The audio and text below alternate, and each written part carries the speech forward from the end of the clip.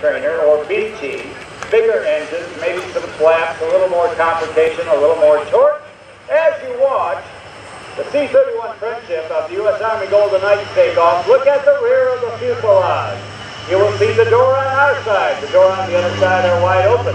That will be the exit point if the team has enough of a ceiling to be able to exit the airplane, complying with all the regulations of the United States Army for safety. Now, they're going to maneuver that aircraft around. That's the official jump platform of the two teams of the U.S. Army Golden Knights, whose colors are black and gold. There's the black demonstration team and the gold demonstration team, and generally they are working two different cities at air show weekend. They're going to achieve 2,000 feet of altitude or stay under the ceiling, whichever comes first. They're going to fly over the target at 2,000 feet if they can, and then they will be progressing over the target area. You'll see them drop a black and gold streamer. Now that's not a decoration. That is a very useful tool for the team. The cloud cover below them has to be clear, of course. They will be leaving the aircraft, but only if they have that ceiling. Now watch the rear of the aircraft. I promised you some streamers. Watch the aircraft. Watch the rear of the aircraft directly over the target. You'll see, sometimes yes, sometimes no.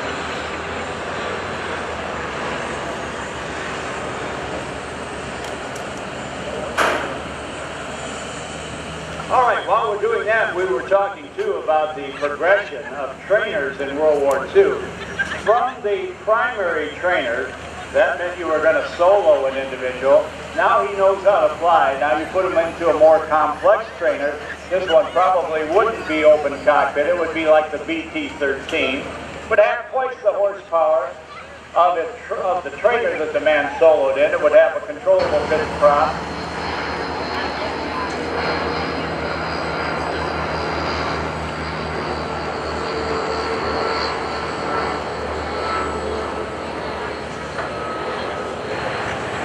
Release himself from all of his jump gear, put on his narrator's outfit, take a long drink of water because of dehydration, and all right, that's the cue. Start the music, watch the airplane, and listen to this.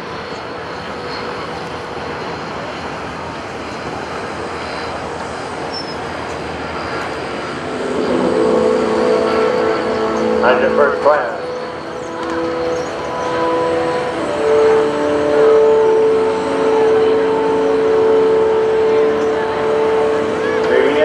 Specialist Joshua Stoller, Orlando, Florida.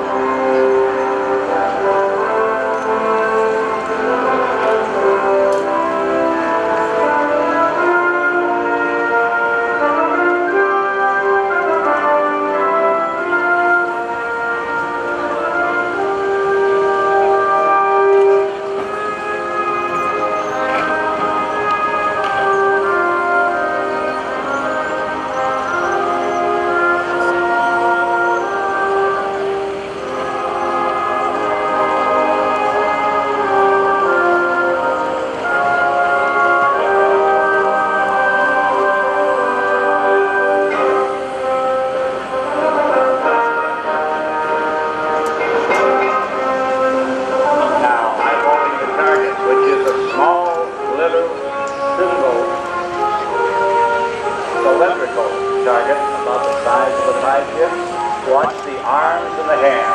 Specialist Joshua Stoller, Orlando, Florida. 1,300 jumps. Ascension, Support Brigade, Soldier of the Year. With the black POWMI flag of Vietnam and the letters beneath it.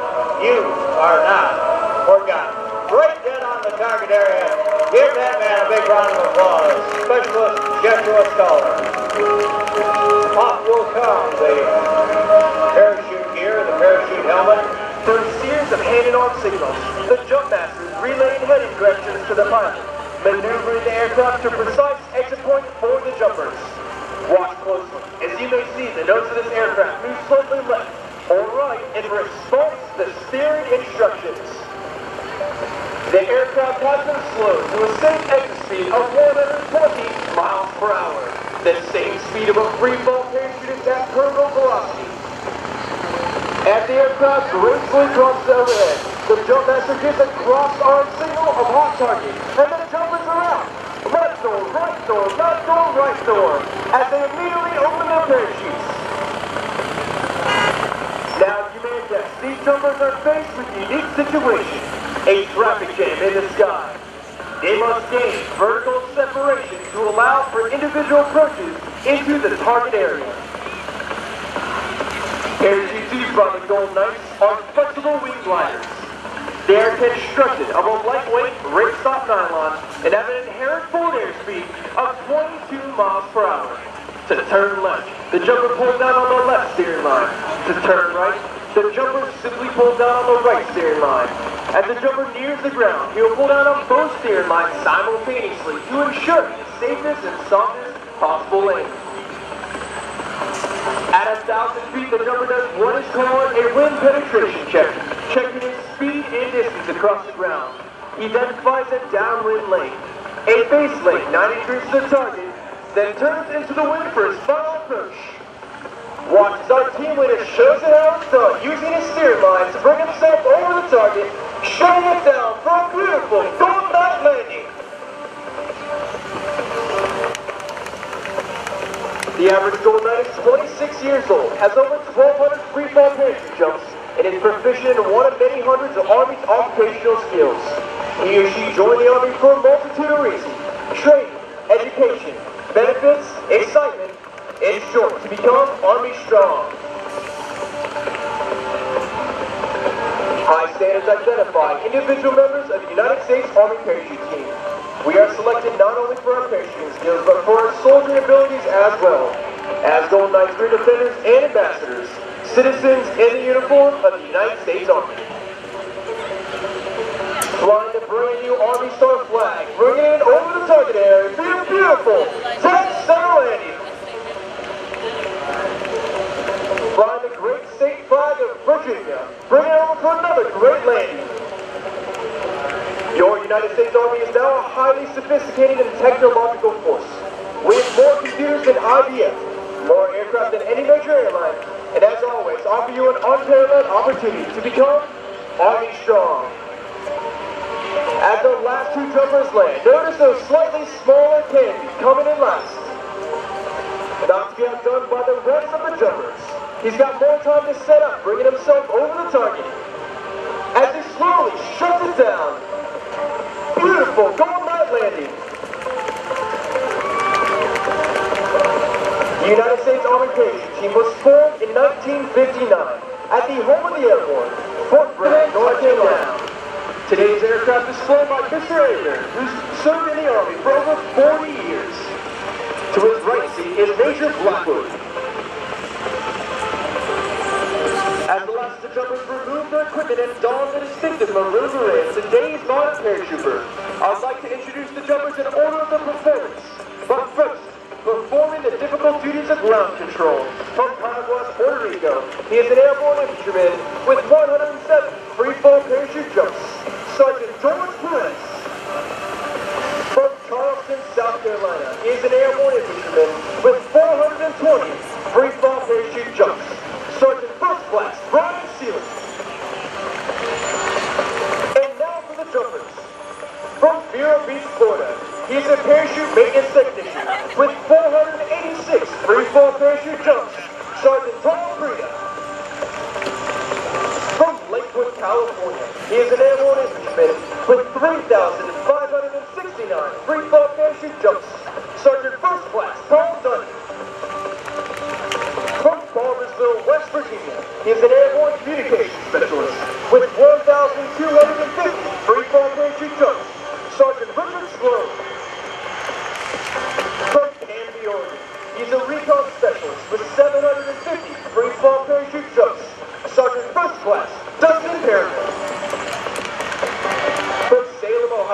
is a parachute maintenance technician with 2,430 free fall parachute jumps, Sergeant Chris Clark. From Fort Worth, Texas, he is an airborne cavalry scout with 1,400 free fall parachute jumps, Staff Sergeant Chris Azevedo. From Sarasota, Florida, he is an airborne parachute maintenance technician with 1,230 free fall parachute jumps, Staff Sergeant Tom Nelson. And leading the Golden Knights in free fall, from Yuma, Arizona, he is an airborne ranger with 3,850 free fall parachute jumps, Sergeant First Class Tony Valentes. Ladies and gentlemen, it gives me great pleasure to introduce to you the Gold Demonstration Team for the 2011 show season. All members of your United States Army Parachute Team, the Golden Knights. Ladies and gentlemen, this concludes our performance for the day. On behalf of the entire team, I'd like to thank each and every one of you for being such a warm and receptive airborne audience. In closing, I leave you with this final thought. In the future, may your days be prosperous and your nights golden. And a big round of applause for the Gold Demonstration Team of all of your United States Army, the Golden Knights.